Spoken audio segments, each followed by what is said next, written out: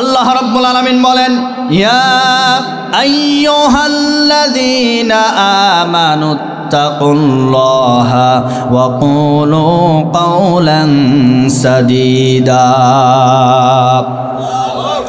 يصلح لكم أعمالكم ويغفر لكم ذنوبكم ومن يطع الله ورسوله فقد فاز فوزا عظيما। এই আয়াতে কারিমার ভিতরে আল্লাহ বলেন, কেউ যদি তিনটা গুণ অর্জন করতে পারে, জোরে বলেন কয়টা? এই তিনটা গুণ অর্জন করলে ওই মানুষটা সফলতা অর্জন করবে। রব্বুল আলামিন বলেন, এক নাম্বার গুণ হলো ইয়া আইয়ুহাল্লাযীনা আমানু, যারা ঈমান আনয়ন করেছে, যারা ঈমানদার তাদেরকে রব্বুল আলামিন বলছেন ইত্তাকুল্লাহ, তোমরা আল্লাহকে ভয় করো। কাকে ভয় করতে হবে? ইয়া আইয়ুহাল্লাযীনা আমানু, ঈমান আনার পরে আল্লাহকে ভয় করতে হবে। আল্লাহ রাব্বুল আলামিন বলেন, বান্দারে তোমরা ঈমান আনয়ন করো। আবার অন্য আয়াতে কারিমার ভিতরে আল্লাহ রাব্বুল আলামিন বলেন, ইয়া আইয়ুহাল্লাযীনা আমানু আমিনু বিল্লাহি ওয়া রাসূলিহি। আল্লাহ রাব্বুল আলামিন অন্য আয়াতে কারিমার ভিতরে বললেন, হে ঈমানদারেরা ঈমান আনো। তার মানে বোঝা গেল ঈমানদার হওয়া সহজ, কিন্তু ঈমান আনা বড় কঠিন। এজন্য আল্লাহ বললেন, হে ঈমানদারেরা ঈমান আনো বিল্লাহি ওয়া রাসূলি, আল্লাহ এবং রাসূলের প্রতি। এই পৃথিবীর জমিনে আপনি যদি ঈমান আনয়ন করেন, ঈমান আনার পরে ঈমানের উপরে অবিচল থাকা সবচাইতে বড় কঠিন। তার কারণ যুগে যুগে যারা ঈমান গ্রহণ করেছে তাদের উপরে বিভিন্ন সময় জুলুম আর অত্যাচার শুরু হয়েছে। এজন্য রব্বুল আলামিন বলেন, যারা ঈমানদার হবে, যারা ঈমান আনয়ন করবে, আমি আল্লাহ তাদেরকে পরীক্ষা করব। আল্লাহ রাব্বুল আলামিন বলেন, আহাসিবান নাসু আইয়ুতরাকু আইয়াকুলু আমান্না ওয়া হুম লা ইফতানুন। মানুষেরা এটা কি ধারণা করে তারা শুধুমাত্র আল্লাহর প্রতি ঈমান আনবে আর তাদেরকে পরীক্ষা করা হবে না, এমনি এমনি ছেড়ে দেব? না না না, আল্লাহ বললেন যারা ঈমান আনবে তাদেরকে আমি আল্লাহ পরীক্ষা করব। যুগে যুগে নবী আলাইহিস সালাতু ওয়াস সালামদেরকে আমি আল্লাহ পরীক্ষা করেছি, সাহাবায়ে কেরামদেরকে আমি আল্লাহ পরীক্ষা করেছি, এরপরে ইমামদেরকে আল্লাহ পরীক্ষা করেছেন, সালফে সালেহিনদের আল্লাহ পরীক্ষা করেছেন, বুজুর্গানে দিন পীর সাহেবদেরকেও আল্লাহ পরীক্ষা করেছেন ঈমান আনার কারণে। সুতরাং আজকে আপনি কেমনে ধারণা করলেন আমরা শুধু ঈমান আনলাম আল্লাহর প্রতি আর আল্লাহ আমাদেরকে পরীক্ষা করবেন না, এমনি এমনি ছেড়ে দিবেন না, বরং ঈমানের পরীক্ষা দিয়ে আল্লাহর জান্নাতে আমাদেরকে যেতে হবে। আমার ভাইয়েরা, এবার আসেন আল্লাহ এক নাম্বার গুণের কথা বললেন, ইত্তাকুল্লাহ, আল্লাহকে ভয় করো। জোরে বলেন, কাকে ভয় করতে হবে? আল্লাহকে ভয় করো। এই ভয় যাদের ভিতরে থাকবে আল্লাহ রাব্বুল আলামিন তাদেরকেই ঘোষণা করেন তারাই আমার কাছে প্রিয়। ইন্না আকরামাকুম ইনদাল্লাহি আতকাকুম, আল্লাহ রাব্বুল আলামিন বলেন যারা আমি আল্লাহকে ভয় করবে, ভয় করার মতো করবে, যাদের ভিতরে আমি আল্লাহর ভয় থাকবে, ওই মানুষটাই আমার কাছে সবচাইতে বড় সম্মানিত। আজ আমাদের অন্তরের ভিতরে যদি আল্লাহর ভয় থাকে তাহলে ওই মানুষটা কোনো দিন জিনা করতে পারবে না। আল্লাহর ভয় যদি আমাদের কলিজায় থাকে ওই মানুষটা কোনো দিন পাপ কাজ করতে পারবে না। আল্লাহর ভয় যদি কারো ভিতরে থাকে ওই মানুষটা কোনো দিন সুদের ব্যবসা করতে পারবে না। আল্লাহর ভয় যদি কারো ভিতরে থাকে ওই মানুষটা আল্লাহর আইন বাদ দিয়ে শয়তানের আইনের পিছনে কোনো দিন রাজনীতি করবে না। আজ আমাদের দেশের ভিতরে শয়তানের রাজনীতি আছে না নাই? সুতরাং আল্লাহর ভয় আমাদের কলিজার ভিতরে থাকতে হবে। আমরা দুনিয়ার মানুষের তৈরি করা আইন দিয়ে আইনের পিছনে আমরা কখনো দৌড়াবো না, বরং আল্লাহর আইনের পক্ষে আমাদেরকে সদা সর্বদা থাকতে হবে। এজন্য বলছি আমার ভাইয়েরা, ঈমান আনার পরে ঈমানের পরীক্ষা দিতে হবে, ঈমানকে টিকে রাখতে হবে। আমরা তো ঈমানদার হয়েছি সহজে, আর সাহাবায়ে কেরামরা ঈমান গ্রহণ করেছে বড় কঠিন সময়ে। এমন একজন সাহাবী, তার নাম ছিল সালমান ফারসি রাদিয়াল্লাহু তাআলা আনহু। যেই সালমান ফারসি রাদিয়াল্লাহু তাআলা আনহু ঈমান কিন্তু সহজে পায় নাই, অনেক বড় কঠিন পরীক্ষা দিয়ে ঈমানটা গ্রহণ করেছে। সালমান ফারসি রাদিয়াল্লাহু তাআলা আনহু তার বাড়ি কিন্তু মক্কায় নয়, মদিনাও না, তার বাড়ি ছিল সেই ইরাকে, পারস্যের ভিতরে ইরানে তার বাড়ি ছিল। ওই ইরান দেশ থেকে মক্কায় এসেছে, মক্কা থেকে মদিনায় যাওয়ার পরে কালেমা গ্রহণ করে ঈমান গ্রহণ করেছে, মুসলমান হয়েছে।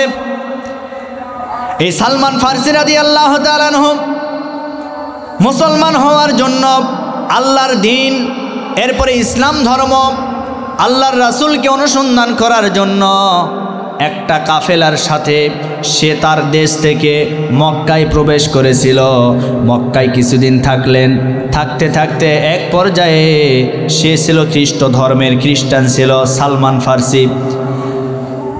খ্রিস্ট ধর্ম অবস্থায় পালন করার কারণে তার মনটা সবসময় যাচ্ছিল আমি এক আল্লাহর অনুসন্ধান করতে চাই। আল্লাহর অনুসন্ধান করার জন্য একটা কাফেলার সাথে তার বাড়ি থেকে বের হয়ে পারস্য বর্তমান ইরান থেকে বের হয়ে মক্কায় প্রবেশ করেছে। মক্কায় কিছুদিন থাকলেন, থাকার পরে যেই দলের সাথে এসেছিল ওই দলের মালিকেরা আবার আরেকটা গ্রুপের কাছে, আরেকটা দলের কাছে তাকে বিক্রি করে দিয়েছে টাকার বিনিময়ে। টাকার বিনিময়ে বিক্রি করার কারণে এইবার সালমান ফারসি রাদিয়াল্লাহু তাআলা আনহু মক্কা থেকে মদিনায় চলে গেলেন। মদিনায় যাওয়ার পরে থাকার কোনো জায়গা পায় না। একটা মালিক তাকে ক্রয় করে নিয়েছে, একজন ইহুদি তাকে ক্রয় করে নিয়েছে তার খেজুর বাগানে কাজ করার জন্য। সালমান ফারসি রাদিয়াল্লাহু তাআলা আনহু এইবার ওই ইহুদির নিয়ন্ত্রণে চলে গেলেন, খেজুর বাগানে চলে গেলেন কাজ করার জন্য।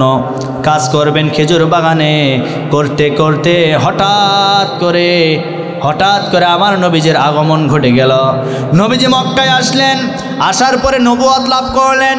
মক্কা থেকে দিন প্রচার করার পরে আল্লাহর ওয়ার্ডার নিয়ে মক্কা থেকে মদিনায় চলে গেলেন। মদিনায় যাওয়ার পরে সর্বপ্রথম যে জায়গায় আমার নবীজি উঠেছেন সেই জায়গাতে যে একটা মসজিদ নির্মাণ হয়েছে, সেই মসজিদের নাম হচ্ছে মসজিদে কুবা। কোন মসজিদ? জোরে বলেন। মসজিদে কুবা, এটা পৃথিবীর প্রথম মসজিদ। আল্লাহু আকবার। এই জায়গায় আমার নবীজি উঠলেন, 14 দিন সে জায়গায় অবস্থান করলেন। সর্বপ্রথম মসজিদে নববীতে যান নাই, মসজিদে কুবায় তিনি অবস্থান করেছেন। এজন্য এই পৃথিবীর জমিনে শ্রেষ্ঠত্বের দিক দিয়ে, সম্মানের দিক দিয়ে 3টা মসজিদ আল্লাহর কাছে সবচাইতে বড় সম্মানিত। 4টা মসজিদ আল্লাহর কাছে সবচেয়ে সম্মানিত। 1 নম্বরে আল্লাহর ঘর কাবা, মসজিদে হারাম। 2 নম্বরে মসজিদে নববী। 3 নম্বরে মসজিদুল আকসা, বাইতুল মুকাদ্দাস। আর 4 নম্বরে যেই ঘরটা আল্লাহ সম্মানিত বানায় দিয়েছেন সেই ঘরটার নাম হচ্ছে মসজিদে কুবা। এই 4টি ঘর কিন্তু আল্লাহর কাছে এই পৃথিবীর জমিনে সবচাইতে বড় সম্মানিত। মক্কায় যদি কাবা ঘরে হারাম শরীফে কেউ যদি নামাজ পড়ে, 1 রাকাত নামাজ পড়লে 1 লক্ষ রাকাত নামাজের সওয়াব আল্লাহ তার আমল নামায় দান করেন। আর কেউ যদি মসজিদে নববীতে 1 রাকাত নামাজ আদায় করে, আল্লাহ রাব্বুল আলামিন তার আমল নামায় 50,000 রাকাতের সওয়াব দান করবেন। মসজিদে আকসা, এরপরে মসজিদে কুবা। এই মসজিদে কুবাতে কেউ যদি 2 রাকাত নামাজ আদায় করে, জোরে বলেন কত রাকাত? 2 রাকাত নামাজ আদায় করে, আল্লাহর নবী বলেন সে যেন একটা ওমরা পালন করলো। ওমরা পালন করলে যে সওয়াব, এই মসজিদে কুবায় নামাজ পড়লে সেই সমপরিমাণ সওয়াব আল্লাহ দান করবেন। পৃথিবীর প্রথম মসজিদ। আমার নবীজি কুবায় গিয়ে উঠলেন, 14 দিন অবস্থান করলেন। এই 14 দিন থাকা অবস্থায় সাথে সঙ্গে যারা ছিল সকলকে নিয়ে মসজিদে কুবায় অবস্থান করেছেন। এখন বর্তমান যেমন জাকজমক করেছে, সে সময় তো এইরকম ছিল না। খেজুর পাতার ছাউনি দ্বারা একটা মসজিদ, একটা ঘর। এই পৃথিবীর শ্রেষ্ঠ মহামানুষ, শ্রেষ্ঠ মহামানব, শ্রেষ্ঠ মানুষেরা, সাহাবায়ে কেরামরা, তাদেরকে নিয়ে আমার রাসূল প্রথম ওখানে অবস্থান করেছিলেন। আর মদিনার মানুষেরা শান্ত প্রকৃতির। মদিনার যে মক্কার মানুষেরা কর্কশ, কঠিন হৃদয়ের, যার কারণে আমার রাসূলের জন্মভূমি মক্কায় থাকতে পারেন নাই। মক্কা থেকে তাকে বিতাড়িত করেছে, মদিনায় যাওয়া লেগেছে। মদিনার মানুষেরা আসলেই শান্ত প্রকৃতির। মদিনা শহরটাই হচ্ছে শান্তির শহর, সুবহানাল্লাহ পড়েন। এই জন্য মক্কা আর মদিনা এই দুই জায়গায় বর্তমান শান্তি বিরাজমান, কারণ সে জায়গায় ইসলাম প্রতিষ্ঠিত আছে। ইসলাম যেখানে আছে সেখানে শান্তি আছে, ইসলাম নাই যেখানে সেখানে শান্তি নাই। আপনারা লক্ষ্য করে দেখবেন, আমার দিকে খেয়াল আছে তো, আপনারা লক্ষ্য করে দেখবেন মক্কা মদিনায় যারা পুলিশ যারা ডিউটি করে এদের হাতে কোনো অস্ত্র নাই। কি কথা বলেন? আচ্ছা কেন নাই? এই কারণে নাই, কারণ আল্লাহর নবী বলে গেছেন শান্তির শহর হচ্ছে আমার মক্কা এবং মদিনা। এ জায়গায় কোনো অশান্তি নাই, যার কারণে পুলিশদের হাতে কোনো অস্ত্র নাই। কারণ সেখানে তো কোনো মারামারি নাই, গন্ডগোল নাই, ঝগড়া নাই, বিবাদ নাই, চুরি নাই, ডাকাতি নাই। আজান হয়, দোকানপাট সব খুলে থুয়ে রাস্তার মাঝখানে জায়নামাজ ফেলে দিয়ে আল্লাহু আকবার, আল্লাহু আকবার বলবেন না, নামাজের জন্য দাঁড়িয়ে যাচ্ছে। শুধুমাত্র ইসলাম থাকার কারণে। সে আইনটা যদি আমার দেশে চালু হয়ে যায়, বলেন তো এইরকম মসজিদ এর চাইতে 5 ডবল মসজিদ আপনার এলাকায় লাগবে, শুধুমাত্র মুসল্লিদের জায়গা ধরবে না। কি কথা বলেন? আর এটাই তো আমরা চাই, ইসলাম কায়েম হোক, ইসলামের মাধ্যমে নামাজ প্রতিষ্ঠিত হয়ে যাক। ইসলাম কায়েম হলে এই দেশের ভিতরে জাকাত ভিত্তিক অর্থনীতি ব্যবস্থা কায়েম হয়ে যাবে। আর চোরেরা তো ইসলামকে চায় না, কেন? কারণ চুরি করা বন্ধ হবে, দুর্নীতি করা বন্ধ হবে, ঘুষ খাওয়া বন্ধ হবে, যার কারণে তারা ইসলামকে চায় না। এজন্য আমার ভাইরা, ইসলামী আদর্শ আজ অনেকে বলে এই দেশের ভিতরে ইসলামপন্থীরা ক্ষমতায় আসলে নারীদেরকে তারা ঘরে আটকায় রাখবে। আমরা বলি ইসলাম যতটা নারীদেরকে স্বাধীনতা দিয়েছে, অন্য ধর্মে অন্য কোনো দলে এত স্বাধীনতা নাই। কথা বলেন ঠিক কি না আমার প্রিয় বন্ধুগণ? এজন্য আমি একটি কথা বারবার বলি, আজ আওয়ামী লীগ ক্ষমতায় ছিল, শেখ মুজিবের আদর্শ তারা বাস্তবায়ন করেছে। এরপরে জিয়াউর রহমান ক্ষমতায় ছিল, জিয়ার আদর্শ তারা বাস্তবায়ন করেছে। এরপরে এরশাদ চাচা ক্ষমতায় ছিল, এরশাদ চাচার আদর্শ তারা বাস্তবায়ন করেছে। কিন্তু আমরা বলতে চাই, এই দেশের ভিতরে অনেকে বলে ইসলামী দল নাম নাই নিলাম, ইসলামী দল অমুক তমুক আসলে তারা ক্ষমতায় বসবে। আমরা বলবো এই দেশের ভিতরে যদি আওয়ামী লীগ আসে তাহলে তারা বঙ্গবন্ধুর আদর্শ তারা সংসদে পাশ করবে, বঙ্গবন্ধুর আদর্শ কায়েম করবে। এই দেশের ভিতরে যদি বিএনপি পন্থী ক্ষমতায় আসে, জিয়ার আদর্শ তারা বাস্তবায়ন করবে। আর আমি বলি ইসলামপন্থীরা, ইসলামী দল যদি ক্ষমতায় আসে, তারা মওদুদি নয়, তারা জামাত ইসলাম নয়, তারা মামুনুল হক নয়, তারা চরমনাই পীর সাহেব নয়। এরপরে তারা কোনো ব্যক্তির আদর্শ বাস্তবায়ন করবে না, বরং তারা একটা ব্যক্তির আদর্শ বাস্তবায়ন করতে চায়, সেটাই হচ্ছে বিশ্বনবী মুহাম্মদুর রাসূলুল্লাহ সাল্লাল্লাহু আলাইহি ওয়াসাল্লাম। এটাই তো আমাদের উদ্দেশ্য। আজ আমি আপনাদেরকে বলে গেলাম জামাত, চরমনাই, হেফাজত, খেলাফত এগুলি বাদ দিয়ে যদি কালকে থেকে যদি ঘোষণা দেই বিএনপি ক্ষমতায় আসলে আমরা ইসলাম প্রতিষ্ঠা করব, আল্লাহর আইন প্রতিষ্ঠা করব, আমরাও বিএনপি আগামীকাল থেকে করব। কি কথা ঠিক আছে? যেই দল বলবে আমরা ইসলামকে চাই, আমরা তাদেরকে সাপোর্ট করতে চাই। ইসলাম ছাড়া কোনো কিছু মানা যাবে না। কি কথা বলেন? আল্লাহ বলেন ওমাই ইয়াবতাগি গায়রাল ইসলামি দীনান ফালান ইউকবালা মিনহু ওয়া হুয়া ফিল আখিরাতি মিনাল খাসিরিন। ইসলাম ছাড়া যারা অন্য কোনো পন্থায় নিজের জীবন পরিচালনা করবে, আল্লাহ বলেন তাদের একটাও আমি আল্লাহ কবুল করব না। ইসলাম মানতে হবে, ইসলামকে আগে রাখতে হবে। কি পারবো তো ইনশাল্লাহ? আজকে আমাদেরকে আপনারা খোঁচা দেন, আমাদেরকে ভয়ভীতি দেখান, আগে নিজেরটা আপনারা দেখেন তো আপনাদের তলা ঠিক আছে কিনা। একটা গল্প মনে পড়ে গেল। এক ব্যক্তি স্বপ্নে ঘুমের ভিতর দেখছে সে একেবারে উপর প্রথম আসমানে চলে গেছে। কোথায় গেছে? কথা বলে না, কোথায় আছে? আচ্ছা, প্রথম আসমানে যাওয়ার পরে সে মনে মনে ভাবে উপর দিকে দ্বিতীয় আসমান, একেবারে কাছাকাছি চলে গেছে। মাঝখানে ছিল একটা ফাঁক। আপনারা ফাঁক বলেন না? কি বলেন আপনারা? হ্যাঁ, ফাঁক আছে। ওই ফাঁকের ভিতরে সে বলে দেখি তো এর ভিতরে কি আছে। আঙ্গুলটা ঢুকায় দিছে, দেওয়ার সাথে সাথে আস্তে করে যখন চাপ লেগেছে ওর ঘুমটা ভেঙে গেছে। ঘুম ভাঙার পরে দেখে তার আঙ্গুল নিজের পিছনেই দিয়ে রেখেছে। কি কথা বলেন? কথা বলেন। এজন্য আমাদের পিছনে লেগে আপনাদের লাভ নাই, আমাদের বিরুদ্ধে গিয়ে আপনাদের কোনো লাভ নাই, বরং নিজেরাই আপনারা দিয়ে দেখেন আপনাদেরটা আপনাদের ভিতরে আছে। কষ্ট হয়? মন খারাপ হয়? আমার ভাইয়েরা, এজন্য আমি আপনাদেরকে যেটা বোঝানোর চেষ্টা করতেছিলাম, মসজিদে কুবা হচ্ছে ঐতিহাসিক মসজিদ, যে মসজিদে গিয়ে আল্লাহ আমাকে নামাজ পড়ার সুযোগ দিয়েছেন। ওই মসজিদে আমার নবীজি 14 দিন অবস্থান করলেন। এমন সময় মদিনার আশেপাশে চতুর্দিকে ঘোষণা হয়ে গেল, মক্কা থেকে একজন ব্যক্তি এসেছে। সবাই ঘোষণা করলো সে নাকি নবী বলে দাবি করছে।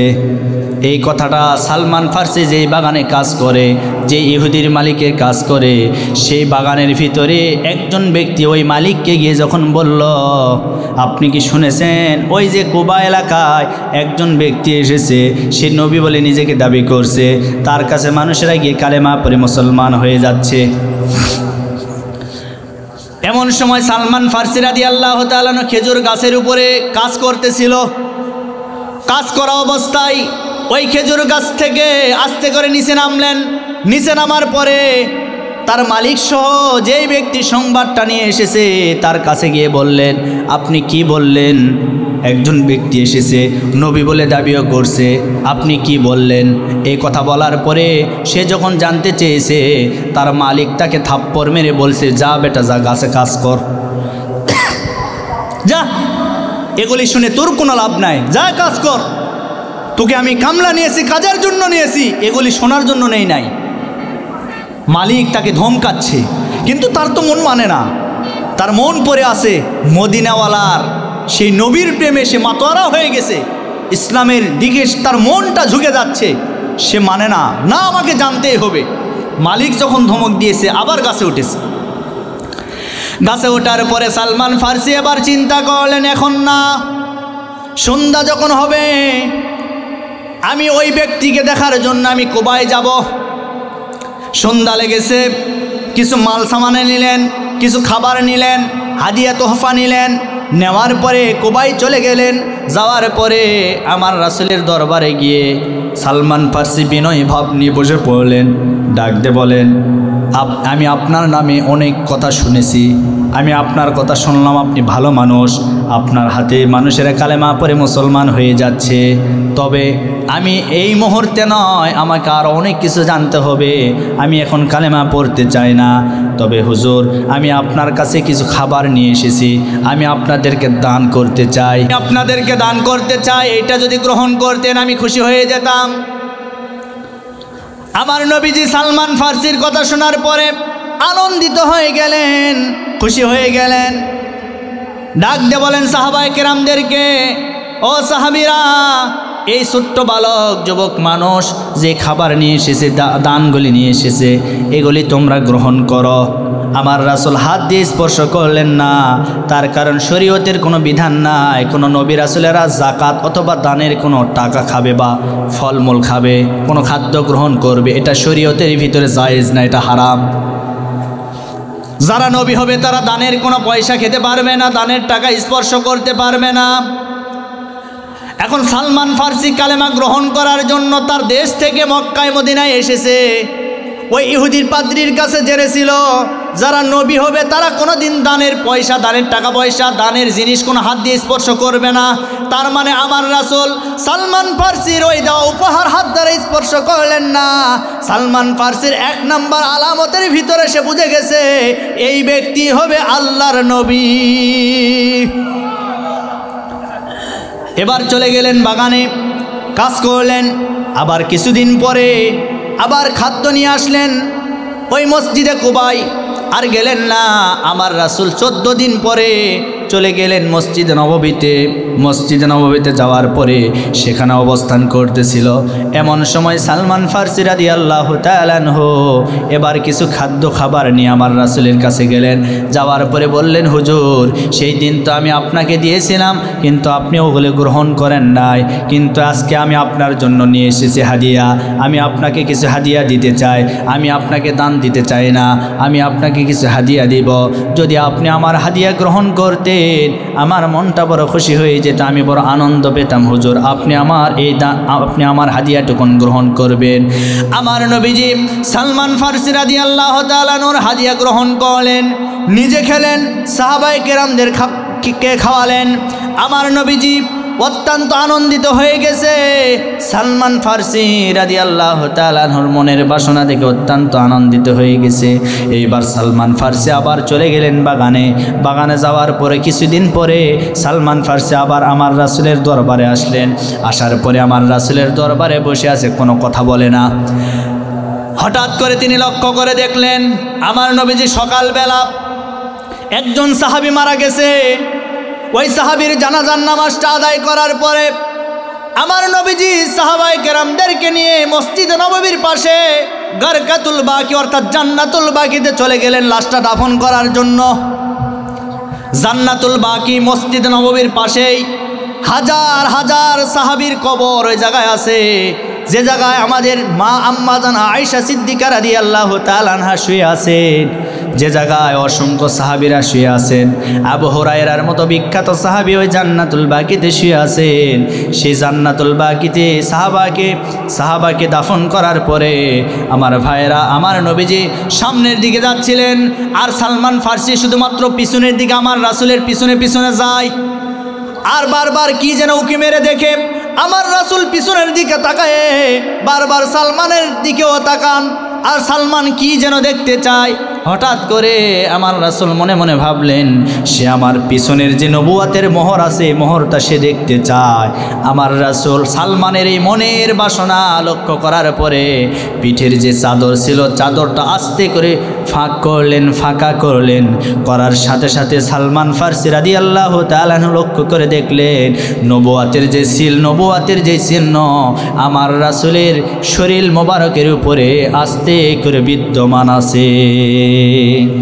রহমাতুল লিল আলামিন নবী কোরআনি প্রমাণ, আশিক বিনে কে বুঝিবে আমার দয়ার নবীর শান। মারহাবা কোন বাজান, আপনাদের কি খারাপ লাগে? আলোচনা কি শেষ করে দিব?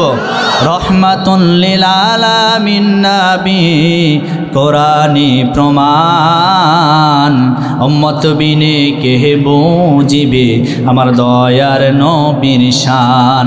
নবী আমার মদিনারি বলবো আমার আল্লাহ আদর করে নামটি দিলেন মুহাম্মদ রাসূল। মারহাবা কোন নবী আমার মদিনারি বলবো আমার আল্লাহ ভালোবেসে নামটি দিলেন হাবিবে রাসূল। সেই নবীকে ভালো না বাসলে, সেই নবীজির মহব্বত না থাকলে থাকবে না ঈমান।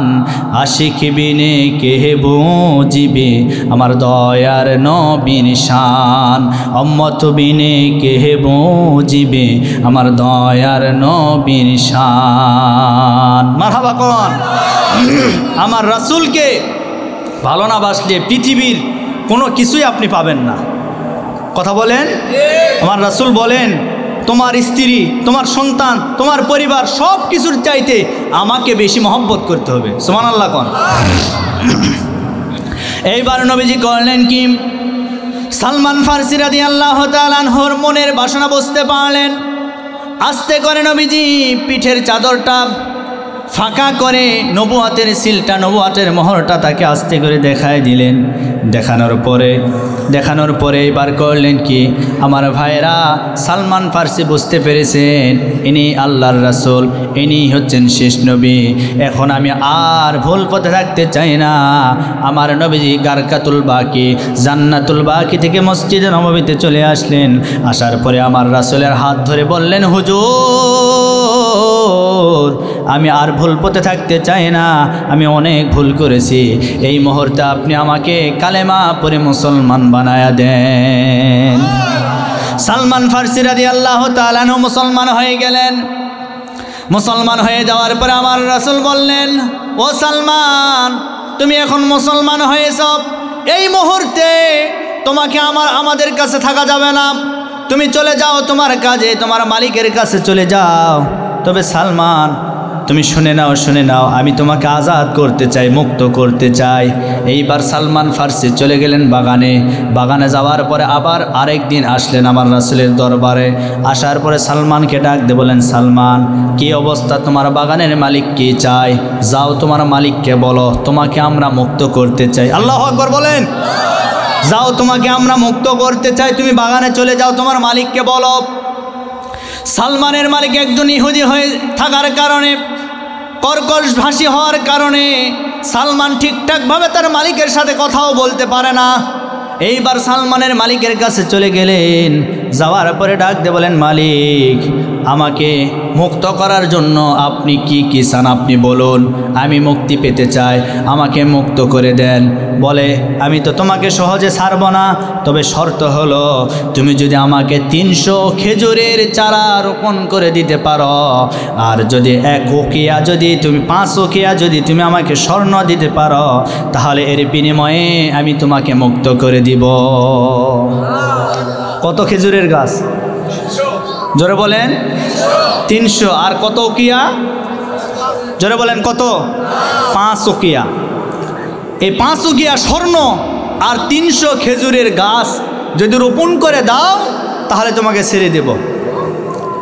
এইবার আমার রাসূলের কাছে আসলেন। আসার পরে আমার রাসূলকে ডাক দিয়ে বলেন, হুজুর, আমার মালিককে আমি বলেছি, আমার মালিক আমাকে শর্ত দিয়েছে, যদি 300 খেজুরের গাছ যদি আমি রোপণ করে দিতে পারি, আর যদি 5 ওকিয়া যদি আমি স্বর্ণ দিতে পারি, তাহলে এর বিনিময়ে আমার মালিক আমাকে ছাড়বেন, নতবা ছাড়বে না। আমার রাসূল সাহাবায়ে কেরামদেরকে বললেন, ও সাহাবীরা, তোমরা তোমাদের ভাইকে সাহায্য করো, সহযোগিতা করো। এবার সাহাবীরা রাসূলের কথা অনুযায়ী সবাই একত্র হয়ে বললেন, সালমানকে আমরা সাহায্য করতে চাই। কেউ 30টা, কেউ 20টা, কেউ 10টা, এইভাবে করে খেজুরের গাছ সালমানকে দান করলেন। আর আমার রাসূল বললেন, ও সালমান, যাও যাও, তুমি বাগানে চলে যাও। বাগানে যাওয়ার পরে 300টা গর্ত খনন করবা। এই 300 গর্ত খনন করার পরে গাছ লাগানোর মতো পরিবেশ তুমি তৈরি করবা। যাও, আমি রাসূল নিজের হাত দ্বারা ওই বাগানটা আমি লাগাতে চাই। সালমান ফার্সি রাদিয়াল্লাহু তাআলা আনহু এবার বাগানে চলে গেলেন। যাওয়ার পরে মালিককে বললেন, মালিক, আমি আপনার শর্ত পূরণ করতে চাই।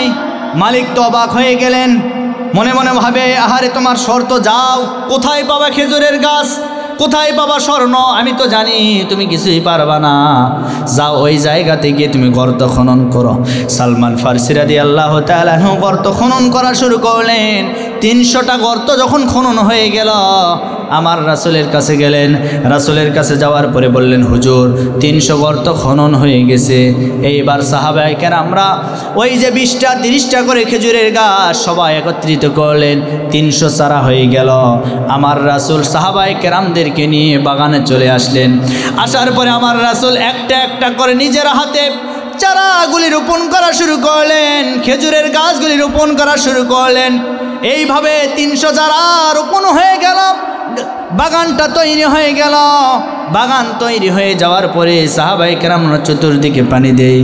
আমার ভাইরা, আমার রাসূলের হাতে ওই খেজুরের গাছ, খেজুরের বাগান সে আমলে যে তৈরি করে দিয়েছিল, ওই বাগানটা আজও এখনও বিদ্যমান আছে। ওই বাগানের নাম এখন সালমান ফার্সি বাগান নামে মদিনায় পরিচিতি লাভ করেছে। আরও জোরে বলি সুবহানাল্লাহ। যারা হজ এবং উমরা করতে যাবেন, সালমান ফার্সির বাগান নামে একটি বাগান আছে, দেখে আসবেন। আজও বাগানটা তরুতাজা। আমি গত মাসে অক্টোবরে আমি ঘুরে আসছি, আলহামদুলিল্লাহ। কোথাও পানি নাই। মক্কা থেকে মদিনায় প্রায় 450 কিলোমিটারের উপরে দূরত্ব। মক্কা থেকে মদিনায় এত পথ যে গেলাম, কোথাও পানি নেই, কোথাও পানির ফোয়ারা নেই, কোথাও টিউবওয়েল নেই, নদী নেই, খাল নেই, পুকুর নেই, আছে শুধু পাহাড় আর পাহাড়। সেই পাহাড়গুলি তো কিসের পাহাড়? পাথরের পাহাড়, বিশাল বড় বড় পাহাড়, আর কিচ্ছু নেই, ঘর নেই, বাড়ি নেই। সেই মরুভূমি পথ, পানির কোথাও কোনো ব্যবস্থা নেই। কিন্তু সে জায়গায় গেলে আপনি দেখবেন আমার রাসূলের হাতে কিছু কিছু কূপ আজও ওই অবস্থায় বিদ্যমান আছে। আমার রাসূল বদরের প্রান্তরে যুদ্ধ, বদর থেকে ফেরার পথে মদিনায় 120 কিলোমিটার দূরে, বদর থেকে মদিনা 120 কিলোমিটার দূরে, সেখান থেকে ইসলামের প্রথম যুদ্ধ বদরে হয়েছে, 17 রমজান প্রথম যুদ্ধ। এই যুদ্ধ থেকে ফেরার পথে আমার রাসূল সাহাবায়ে কেরামদেরকে নিয়ে পানির সংকটে পড়লেন। আমার রাসূল একটা জায়গায় গেলেন, যাওয়ার পরে একটা কূপে আমার রাসূলের থুতু মুবারক দিয়েছেন। এই থুতু মুবারকের ওসিলায় আল্লাহ বিশুদ্ধ পানি তৈরি করে দিয়েছেন। সেই কূপটির নাম হলো বীরে শেফা। এই কূপের পানি এখনও আজও কেউ যদি রোগ মুক্তির কারণ হিসাবে যদি পান করে, আল্লাহ তাকে রোগ মুক্তি থেকে শেফা দান করেন। আমার রাসূলের সেই হাতের বরকত, থুতু মুবারকের বরকত এখনও বিদ্যমান আছে। সুবহানাল্লাহ কোন আমার প্রিয় বন্ধুগণ, সেই বীরে শেফা কূপ। এরপরে আমার রাসূলকে গোসল করে দেওয়া হয়েছে যেই কূপের পানি দ্বারা, মদিনা থেকে প্রায় 1.5-2 কিলোমিটার দূরত্বে ওই কূপটা আজও বিদ্যমান আছে। মানে কোথাও পানি নেই, কিন্তু এই জায়গাগুলিতে গেলে আপনি পানি পাবেন। এই পানিগুলো দিয়েছেন কে? কার জন্য? জোরে বলেন, কার জন্য? রাসূলের জন্য। রাসূলের জন্য যদি আল্লাহ পানি দিতে পারে, রাসূলের জন্য যদি আল্লাহ কূপ তৈরি করে দিতে পারে, রাসূলের জন্য যদি আল্লাহ আসমানের চাঁদকে দ্বিখণ্ডিত করতে পারে, ও বাংলার মুসলমান, আজও এই বাংলাদেশের মুসলমান কিছু মুসলমান আছে সেই রাসূলকে এখনও চিনতে পারে নাই, বরং রাসূলকে গালিগালাজ করে। আছে না নাই? সম্মানিত ভাইরা আমার, সালমান ফারসি রাদিয়াল্লাহু তাআলা আনহু বাগান তৈরি হয়ে গেল, কালেমা গ্রহণ করে মুসলমান হয়ে গেলেন। আর ওই যে স্বর্ণের কথা বলেছিলাম, ওই স্বর্ণ একটা যুদ্ধ থেকে গনিমতের মাল হিসেবে ডিমের মতো এক টুকরা স্বর্ণ আমার রাসূলের কাছে এসেছে। ওই স্বর্ণটুকুন সালমানকে দিয়েছেন, যাও এই স্বর্ণ দিয়ে তুমি মুক্ত হয়ে আমাদের দলে চলে আসো, আমাদের দলে আসো, আমরা তোমাকে সুস্বাগতম জানাই, আমরা তোমাকে সুস্বাগতম জানাই। আল্লাহু আকবার। সুতরাং সাহাবায়ে কেরামরা ঈমান গ্রহণ করেছে বহু কঠিন পরীক্ষার ভিতর দিয়ে, আর আমরা ঈমান পেয়েছি খুব সহজে। কথা কি ভুল বললাম না ঠিক বললাম? তাহলে আমি বলতেছিলাম আয়াতের 1 নাম্বার শিক্ষা হলো ভয় করতে হবে কাকে? 2 নাম্বার আল্লাহ রাব্বুল আলামিন বলেন ওয়াকুলু কাওলান সাদীদা। 2 নাম্বার শিক্ষা হলো তোমরা সদা সর্বদা সত্য কথা বলো। সত্য কথা বলতে হবে। আজ আমার সমাজের ভিতরে সত্য কথা বেশি না মিথ্যা কথা বেশি? মিথ্যা মানে এমন কোনো জায়গা নাই যে জায়গায় মিথ্যা নাই। কথা বলেন। মিথ্যা ওয়াকুলু কাওলান সাদীদা, সদা সর্বদা সত্য কথা বলতে হবে। কিন্তু আজকে মিথ্যার সরাসরি এমন কোনো জায়গা নাই যে জায়গায় মিথ্যা কথা হয় না। যদি থাকে সিরাজগঞ্জ রোডে বলবে আমি টাঙ্গাইলে, যদি থাকে বগুড়ায় বলবে আমি কড্ডার মোড়ে। এই মিথ্যা কথা আজ আমাদের সমাজের রং বেরঙ্গে শুরু হয়ে গেছে। যারা মিথ্যা কথা বলে এদের ভিতরে ঈমান থাকে না। আল্লাহর নবী বলেন আল কিযবু উম্মুজ যুনুব, সকল পাপের মূল হচ্ছে মিথ্যা কথা। আপনি যেখানে যান মিথ্যাই হচ্ছে সকল পাপের মূল। আল্লাহর নবী বলেন এই পৃথিবীর জমিনে যারা মুনাফিক হবে, মুনাফিকের 3টা আলামতের ভিতরে একটা আলামতের নাম হলো মিথ্যা কথা বলা। আমার ভাইরা, মুনাফিকের রোগ নিয়ে যারা মারা যাবে এই সমস্ত মানুষগুলির ঠিকানা জান্নাত না জাহান্নাম? শুধু জাহান্নামে নয়, রব্বুল আলামিন কোরআনে কারিমের ভিতরে বলেন ইন্নাল মুনাফিকিনা ফিদ দারকিল আসফালি মিনান নার।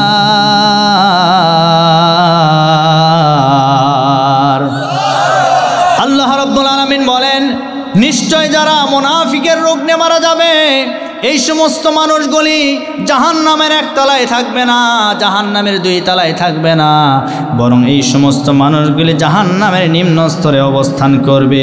আমার ভাইরা, আজ আমার সমাজের ভিতরে মুনাফিক কম না বেশি? কথা বলেন না কেন? মুনাফিক দেখবেন আপনার সাথে ঘোরাফেরা করে, মুনাফিকের মাথায় টুপি থাকে, মুনাফিকের মুখে দাড়ি থাকে, মুনাফিক ভালো ভালো কথা বলে, আপনার সাথে ঘোরাফেরা করবে, মিটিং মিছিল আপনার সাথে করবে।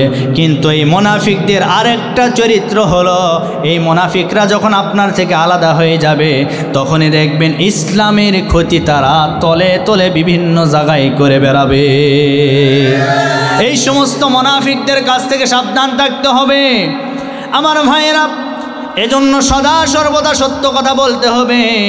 আর সর্বশেষ সর্বশেষ যে আমল, সে আমলের আগে আল্লাহ বললেন, আগে এই দুটার যদি তোমরা প্রতিশ্রুতি দিতে পারো, 1 নম্বরে যদি আমি আল্লাহকে ভয় করতে পারো, 2 নম্বরে যদি সত্য কথা বলতে পারো, তাহলে আমি আল্লাহ তোমাদের কি করবে। এবার শোনো, আল্লাহ রাব্বুল আলামিন বলেন, ইয়া আইয়ুহাল্লাযীনা আমানুত্তাকুল্লাহা ওয়া কুলু কাওলান সাদীদা ইসলিহ লাকুম আ'মালাকুম ওয়া ইয়াগফির লাকুম যুনুবাকুম ওয়া মান ইউতি'িল্লাহা ওয়া রাসূলাহু ফাকাদ ফাযা ফাওজান আযীমা।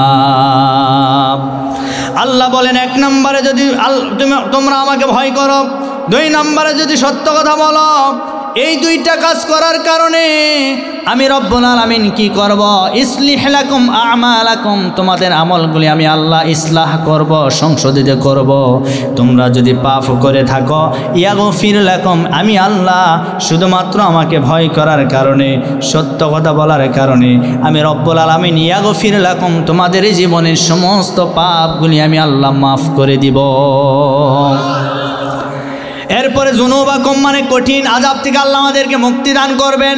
এরপর আল্লাহ বললেন, আল্লাহ রাব্বুল আলামিন বললেন, 3 নম্বর যে শর্ত দিলেন, সেই শর্ত হলো আল্লাহ এবং রাসূলের প্রতি ঈমান আনয়ন করতে হবে। এই কথাগুলি কার? জোরে বলেন কার? আমার ভাইরা, আজ আমার সমাজের ভিতরে আমরা যদি আল্লাহর প্রতি ঈমান আনি, রাসূলের প্রতি যদি ঈমান আনতে পারি, আমাদের জীবনটা পরিবর্তন হয়ে যাবে, আমরা সরাসরি আল্লাহর জান্নাতে চলে যাব। আল্লাহ রাব্বুল আলামিন বলেন, কারা জান্নাতে যাবে এবার শুনেন, ওয়াবাশশিরিল্লাযীনা আমানু ওয়া আমিলুস সালিহাতি আন্না লাহুম জান্নাতিন তাজরি মিন তাহতিহাল আনহার কুল্লামা রুজিকু মিনহা মিন সামারাতির রিজকান ক্বালু হাযাল্লাযী রুজিকনা মিন ক্বাবল ওয়া উতু বিহি মুতাশাবিহা ওয়ালাহুম ফিহা আসওয়াজুম মুতাহহারাতুন ওয়া হুম ফিহা খালিদুন। আল্লাহ বলেন, যারা আমলে সালেহ করবে, যারা ভালো ভালো কাজ করবে, তাদের জন্য আমি রব্বুল আলামিন জান্নাত তৈরি করে রেখেছি। আর এই জান্নাতের জন্য রব্বুল আলামিন অন্য আয়াতে কারিমার ভিতরে বলেন, ওয়াসারিউ ইলা মাগফিরাতিম মির রাব্বিকুম ওয়া জান্নাতিন আরদুহাস সামাওয়াতু ওয়াল আরদ উইদ্দাতু লিল মুত্তাকিন। বান্দারা, তোমরা আমি আল্লাহর রবের ক্ষমার দিকে দৌড়াও, আমার ক্ষমার দিকে তোমরা ধাবিত হয়ে যাও। আর তোমরা কি করো, সে জান্নাতের দিকে দৌড়াও, যে জান্নাত আসমান এবং জমিনের চাইতো বিশাল বড় করে আমি আল্লাহ তৈরি করে রেখেছি। আমার ভাইরা, জান্নাত হচ্ছে আসমান এবং জমিনের চাইতো বিশাল বড়। সেই জান্নাতে কি আমরা যেতে চাই? আরো জোরে বলেন। এজন্য রব্বুল আলামিন বলেন, লা ইয়াস্তাবি আসহাবুন নারি ওয়া আসহাবুল জান্নাহ আসহাবুল জান্নাতি হুমুল ফাইজুন। আল্লাহ বলেন, জান্নাত এবং জাহান্নামের অধিবাসী কখনো এক হতে পারে না, বরং যারা জান্নাতি তারাই সফল কাম, তারাই সফলতা অর্জন করবে। আমার ভাইরা, আমরা সেই জান্নাতে যেতে চাই কি চাই না? আল্লাহ বললেন, কোন জান্নাত আমি আল্লাহ তোমাদেরকে দান করব, তোমরা এবার শোনো। আল্লাহ কোরআনে কারিমের ভিতরে আনহার শব্দ ব্যবহার করেছেন। আনহার হচ্ছে অসংখ্য নদী, নাহার হচ্ছে এক বচন, আনহার হচ্ছে বহু বচন। নাহার শব্দের অর্থ নদী, আনহার মানে অসংখ্য নদী। আমি আল্লাহ তোমাদেরকে এমন জান্নাত দান করব, যেই জান্নাতের তলদেশ দিয়ে একটা নয়, দুইটা নয়, অসংখ্য নদী আমি আল্লাহ রব্বুল আলামিন তোমাদেরকে দান করে দিব। সেই নদী দ্বারা সেই নদী দিয়ে মদ চলে যাবে, তোমরা মদ পান করতে পারবা। তার মানে দুনিয়াতে মদ হালাল না হারাম? জোরে বলেন। দুনিয়াতে হারাম, কিন্তু আল্লাহর জান্নাতের ভিতরে মদ খাওয়া হালাল। সুবহানাল্লাহ। এরপরে আল্লাহ দুধের নদী প্রবাহিত করবেন। আজকে দুনিয়াতে দুধ বেশি খাইলে পেটের সমস্যা হয়ে যায়। যাদের আমাশার রোগী যারা, এদেরকে দুধ দিলে দেখবেন এদের পেটের অবস্থা আরও বেশি খারাপ। এই জন্য দুধ দুনিয়াতে বেশি খাইলে পেটের অবস্থা খারাপ হয়ে যাবে, কিন্তু আল্লাহ জান্নাতে যেই দুধ আপনাকে আমাকে পান করায় দিবেন, ওই দুধ খেলে দেখবেন বৃদ্ধ মানুষও একেবারে 18 বছরের যুবক হয়ে যাবে। হে যুবকরা, সেই জান্নাতে যেতে চায় কি চায় না? হ্যাঁ, নারীর পিছনে ঘুরে সেই জান্নাত পাওয়া যাবে না। আজ আমার সমাজের ভিতরে প্রেম প্রীতি আছে না নাই? জোরে বলেন। বাপরে বাপ, আছে মানে চিপাই চাপাই আজকের দিনেও তারা ঈদের দিন পালন করছে। ঠিক ঠিক, এরকম আছে না নাই? এই জন্য যুবক, আপনিও যুবক আমিও যুবক, যেটা হারাম সেটা আপনার জন্য হারাম, আমার জন্য হারাম। যেটা আপনার জন্য হালাল ওইটা আমার জন্য হালাল। অতএব হারাম কোনো রিলেশন, হারাম কোনো প্রেম প্রীতি করা যাবে। বিশেষ করে আমাদের সমাজে পরকীয়া প্রেম সবচাইতে বেশি হয়ে গেছে। আর অধিকাংশই পরকীয়া হয় যারা বিদেশে থাকে। কি কথা বলেন? স্বামী বিদেশে চলে গেছে, আর এইদিকে তার স্ত্রী বাপরে বাপ বিদেশি টাকায় এতই ফুটানি, মাসে 3 বার করে বিউটি পার্লারে যায়। এরপরে ভুরু এমনভাবে আল্লাহর দেওয়া ভুরু পছন্দ হয় না, কেটে চিকন করে রাখে। কি কথা বলেন? সেখানে আবার দেয় কি জানেন? আইলানা, এরপরে দেয় মাস্কারা। যুবকদের হয়ে যায় কাম সারা। আরো কত কি লাগায় আল্লাহ ভালো জানে। টাকা তো কামাই করা লাগে না, টাকা কামাইয়ের যে কত ঠেলা এটা পুরুষটা জানে। টাকা তো তাকে কামাই করা লাগে না। অথচ আমরা দেখে এসেছি সৌদি আরবে একটা যুবক, প্রবাসী যুবক, রোদের ভিতরে ঘন্টার পর ঘন্টা দাঁড়িয়ে আছে, কত কষ্ট। আর ও দেশের ভিতরে বলে আমার স্বামী বিদেশে। কোথায়? বিদেশে। বাপরে বাপ, কোন বিদেশে আছে? আপনি একটাবার চিন্তা করলেন আপনার স্বামী বিদেশে, আর আপনি বাংলাদেশে ফুটানি মারছেন, স্বামীর টাকাগুলো আপনি খরচ করছেন এইভাবে। আবার মাঝে মধ্যে দেখবেন যারা বিদেশে থাকে এদের বউরা আবার মাঝে মধ্যে আবার স্বামীর উপর রাগ করে 1 সপ্তাহ 2 মাস কথাও বলে না। স্বামী পড়ে গেছে বেকায়দায়। কেন জানেন? কারণ ওই যে ছোট্ট বাচ্চা আছে, কিছু বলতেও পারে না। তবে এটা দোষ শুধুমাত্র মহিলাদের নয়, এটা পুরুষেরও দোষ। আপনি বিদেশে যান, আমি নিষেধ করবো না। এই যুবক যারা বিদেশের দিকে ধাবিত হয় তাদেরকে আমি বলতে চাই, বিদেশে যান, বিয়ের আগে, বিয়ের পরে নয়। কারণ বিয়ের পরে গেলে বউ হারাবেন, সবই হারাবেন। এখন অনেক নিউজ আমরা শুনতে পাচ্ছি যে প্রবাসীর স্ত্রী 5 ভরি স্বর্ণ, 5 লক্ষ নগদ টাকা নিয়ে আব্দুর রহিমের ছেলে করিমের সাথে পালিয়ে গেছে। এইরকম খবর শোনা যায় না বাবা? হ্যাঁ, এরকম খবরও শোনা যায়। অতএব বিদেশ বিয়ের আগে না বিয়ের পরে? কথা বলেন, আগে না পরে?